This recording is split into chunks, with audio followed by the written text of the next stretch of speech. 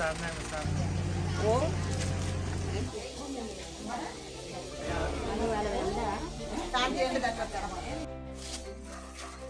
මුංචි tag එකක් ගෙනාවා. ඊළඟට බලාපොරොත්තු වෙනවා ඔයගොල්ලන්ගේ දරුවෝ ඉන්නවා නම් යුනිෆෝම්, ස්කූල් යුනිෆෝම් සමේත යාර තුන බැරි දරුවෝ 100 දෙනෙක් පෙබරවාරි මාසෙට නැහැ. පාසල් යුනිෆෝම් සඳහා ලබා දීමට දරුවන් 100ක්. ඊයක් වූ ඒ ප්‍රමාණය අපිට ජනවාරි මාසයේ අවසාන වෙනකොට මේ ඊයා සම්මානයට ලබා දෙනවා. ඒකට මට පුළුවන් දිනයක් දාලා ඔයගොල්ලන්ට මේ කන්දුල් නම් බෑ ඉන්න පහලට තමයි හොඳ. නේද? පහලට එන්නකොට විශේෂ වශයෙන් කියන්න කැමති උඩට වාහනයක් ගමන් දඩක් ගන්න පපුව දඩක් ගන්න. පල්ලෙවෙනේ දැන් ඒ කාලේ කඳු තකි ළමා දැන් වයිස. නේද? ඊළඟට මේ ආන්තා පාසෙ පැත්තෙන් 50 දෙනෙකුට හෙඩි කුදුරේදික දෙනවා. කුදුරේදී හෝ වේවා යම් එදින දාගෙන ලංකාවේ වේවා සබාදිනට අපි මම කටයුතු කරන ඒ 50යි අර 100යි 150ක් ලෑස්ති කළා ජනවාරි මාසයේ අන්තිම වෙනකොට අපට ලිස්ට් එක ලබා දෙන්නේ පෙබරවාරි මාසයේ අග හෝ අවසාන ඒ ටිකම ලබා දීමට මොකද ආලේ ලාපනේ කන්දරාව ග්‍රාම සේවා ප්‍රශාසන තමයි. අදට මම මේ ඇත්තන්ට පුංචි දෙයක් කරනවා. ඒක පස්සේ මට බයි නැතුව පිළිගන්නා ලෙස අපි සමුදේ ඉන්න. කොනංගන් කියන්නේ ළමයි එන්නේ. කලබල කරන්නේ. ඕ රවි. කොහෙද? මේ වාහන ආරංචි කරනවා. කොහරද ගන්න? ඔව්. ඔව්.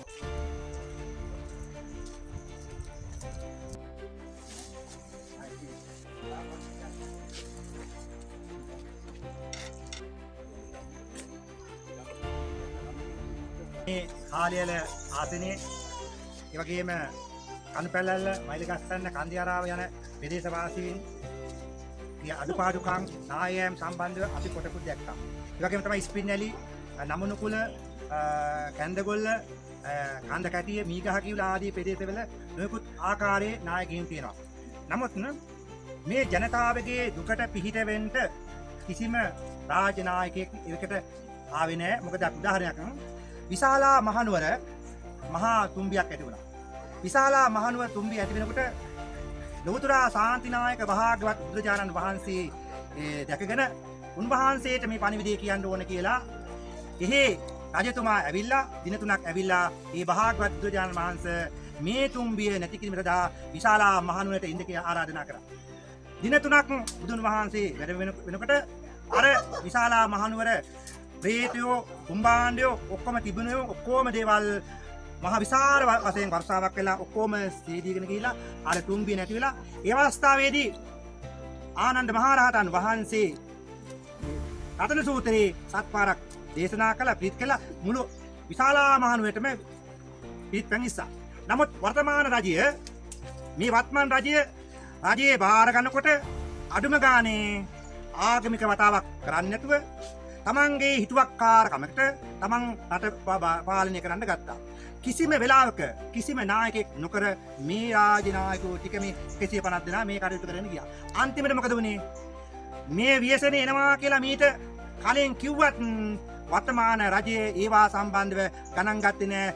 කිසිම දෙයකින් තුට්ටුවකට ගණන් ගත්තේ නැහැ. අන්තිමට මොකද වුනේ? අහිංසක දුප්පත් ජනතාවට තමයි මේ විහාරය එල්ල වුනේ. අද වෙන විට මේ රටට ඇවිල්ලා තිනවා ඉන්දියාව පාකිස්තාන නොයෙකුත් ආදී රටවල් වලින් ලංකාවට මේ ගෙනාපු බඩු අඩුම ගානේ කුඩුවාවද තවත් අවියාවදාවද කිසිම දෙයක් ශ්‍රී ලංකා රේගුවෙන් පරීක්ෂාවට ලක් නොකර එළියට ඔක්කොම ආවා.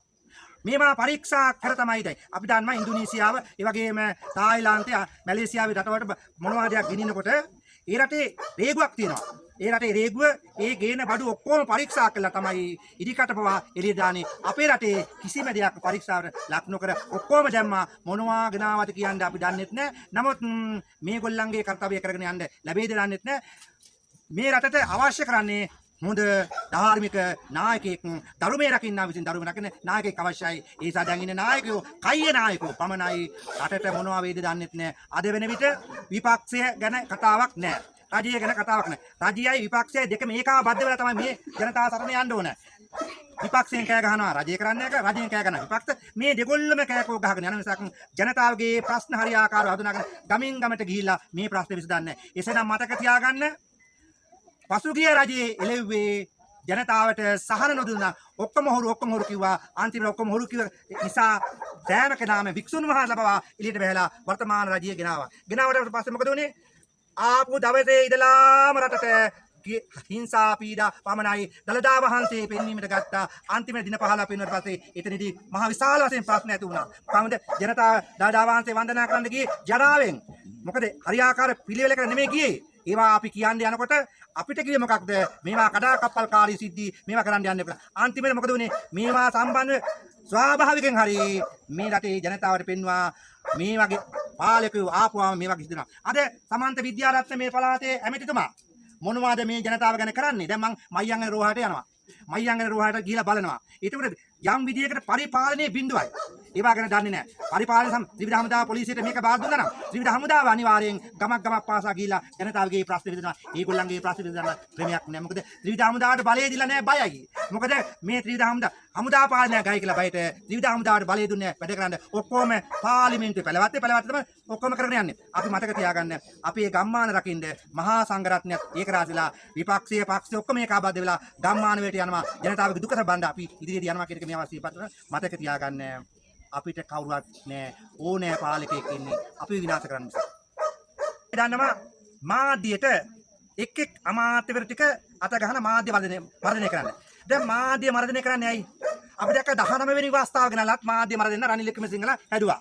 මතක තියාගන්න නායකතුමාලා, කයිය නායකතුමාලා, වත්මන් රජයේ ජනාධිපතිතුමනි, ඔබතුමාලා මේ මාධ්‍ය මර්ධනය කරන්න ගියොත් මාධ්‍යවේදීන් කරවුඩින් ඇවිල්ලා බලයට අරගෙන බලය ලබාගෙන ඔබතුමාලා බලය පාවිච්චි කරනවා. ඒ බලය අනිදිට පාවිච්චි කරන්න මාධ්‍ය මර්ධනයකට ගියොත් එimhe මාධ්‍යෙම තමයි තමුන්නාන්සලා එලවන්නේ කියන එක මම මේ අවස්ථාවේ සිහිපත් කරන. කිසිම වෙලාවක මාධ්‍යට අත තියන්න බෑ. මාධ්‍යවේදීන් වෙනුවෙන් ජනසිත පෙරම ඕනෑ වෙලාවක පාට බයින් සූදානම්.